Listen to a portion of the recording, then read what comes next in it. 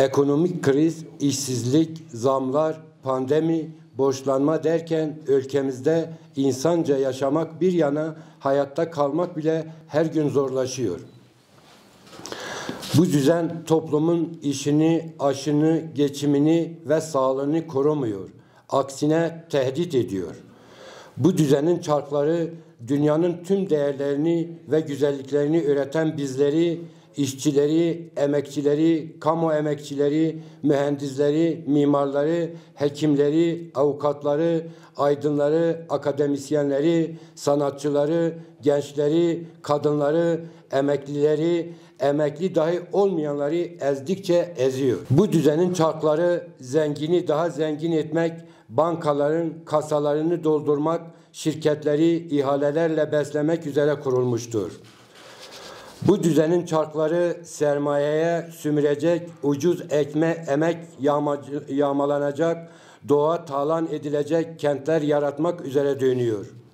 Halk işsizlikle, açlıkla, yoksullukla, artan borçlarla, salgınlarla mücadele ederken 20 yıldır ülkeyi yöneten AKP iktidarı ülkenin tüm kaynaklarını bir avuç patronu ve ayrıcalıklı zümreyi korumak için seferber etti ve etmeye devam ediyor. Bu düzen yurttaşların hakkını, hukukunu çiğniyor, adaletsizliği büyütüyor. Halkın gerçeğiyle bir avuç ayrıcalıklı kesimin gerçeği arasındaki fark tek sesli meydanın propaganda yayınlarıyla perdelenmek isteniyor. Üstü örtülenmeyen hakikate dair çığlıklar baskı ile, şiddet ile, sansür ile, zor ile bastırılmak isteniyor. Bu düzenin devamı için demokrasinin son kırıkları bile ortadan kaldırılıyor. Demokratik hak olarak elde kalan tek hakkımız olan seçme ve seçilme hakkımıza dahi el uzatılıyor.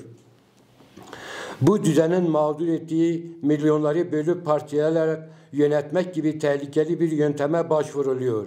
Sürekli olarak iç ve dış düşman yaratılıyor. Yukarıdan aşağıya kışkırtılan şövenizm, cinsiyetçilik, ırkçılık, mezhepçilik ve savaş politikaları bu düzenin yarattığı krizi yönetenin bir yolu olarak ülkemizin ve halkın geleceğini tehdit ediyor.